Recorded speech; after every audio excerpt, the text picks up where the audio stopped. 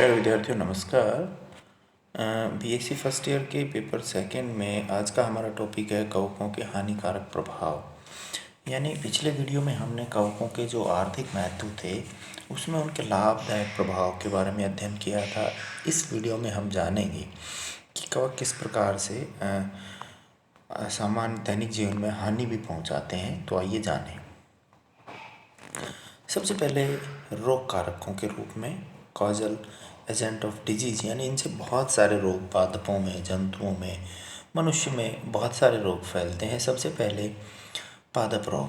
तो पादप रोग में धान्य कंड जो अस्टिलागों की कई प्रजातियों से फैलता है, गेहूँ, जौ, जई, इनमें किट पक्सिनिया की विभिन्न प्रजातियों से गेहूँ, जौ इनमें फैलता है।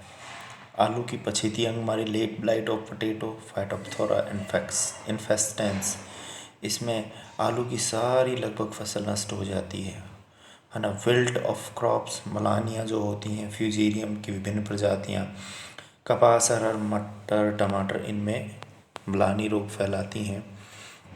ये कुछ पादप रोग हैं जो कवकों के द्वारा होती हैं, जैसे आलू का वॉट है, पछेती अंगमारी है, पपीते का तना विल्गन जो पिथियम के द्वारा फैलता है, स्वीट किट एल्बुगो कैंडिडा के द्वारा, है ना, मृदुल आसिता, पेनारोस्पोरा, बाजरे का हरित बाली, स्क्लेरोस्पोरा ग्रैमिनिकोला, तो बाजरे का अर्गट क्लेविसेप्स माइक्रोसिफेला, ये कुछ ऐसे रोग हैं। इसके अलावा गेहूं का काला किट पैक्सीनिया, गेहूं का स्लथकंड अस्टिलागो, और इस प्रकार से मूंगफली का टिक्का रोग जैसे सर्कोस्पोरा पर्सोनाटा, गन्ने का लाल विल्गन कोलेरोट्राइकम फाल्केटम।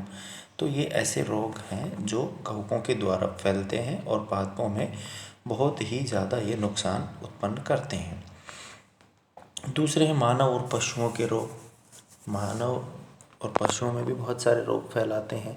कवक जनित रोग माइक्रोसिस कहलाते हैं, जिसे एस्परजिलोसिस, एस्परजिलस की कुछ जातियों द्वारा चर्म, कान और फेफड़ों में होता है।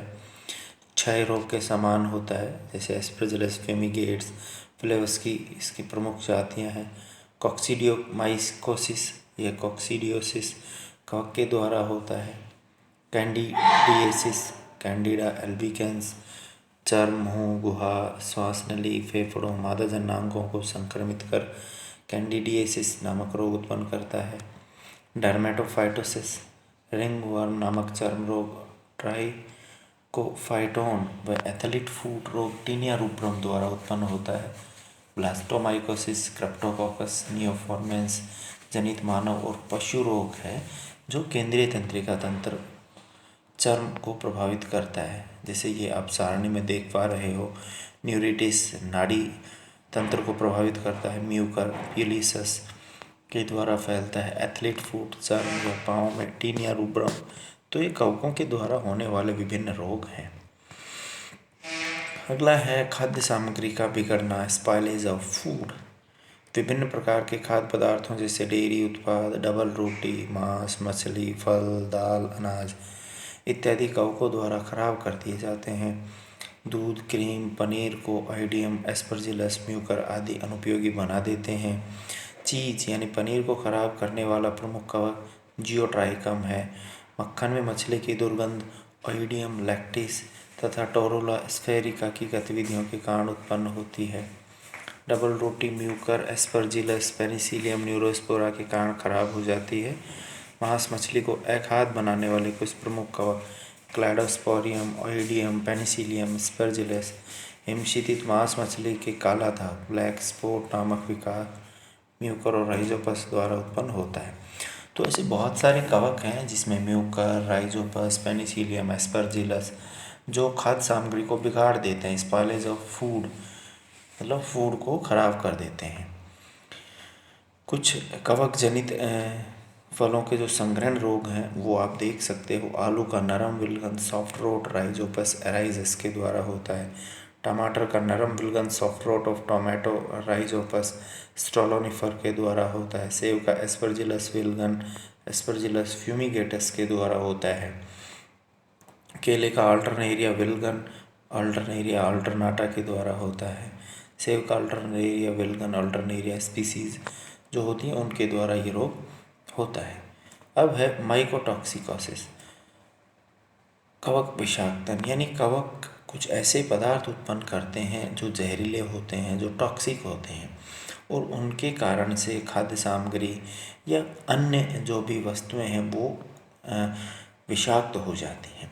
तो खाद्य सामग्री के संग्रहण के दौरान कवक उन्हें संदूषित कर देते हैं, यानी उन्हें खराब कर देते हैं तथा जैव विष टॉक्सिन उत्पन्न करते हैं। इनके सेवन से मनुष्यों में कवक विषाक्तन माइकोटॉक्सिकोसिस नामक रोग उत्पन्न होता है। स्पर्जिलस की विभिन्न प्रजातियों द्वारा उत्पन्न जैव विष एफ्लाटॉक्सिन से मनुष्यों और पशुओं में तीव्र विषाक्तन होता है। इससे मितली, कमजोरी, भोजन के प्रति अनिच्छा हो जाते हैं।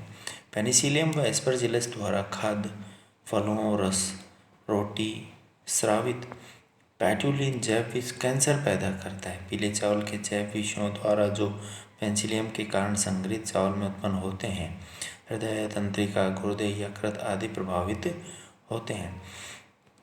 तो अनेक जो खाद्य सामग्री है उसमें कवक जैव विष टॉक्सिन उत्पन्न कर देते हैं, जिससे अनेक रोग उत्पन्न हो सकते हैं। क्लेविसेप्स नामक कवक के स्क्लेरेशिया, अर्गेटामाइन, अर्गेटिनिन, स्फेलेसिल आम्ल जैव विष होते हैं तथा इनके सेवन से आर्गोटिज्म नामक रोग उत्पन्न हो जाता है।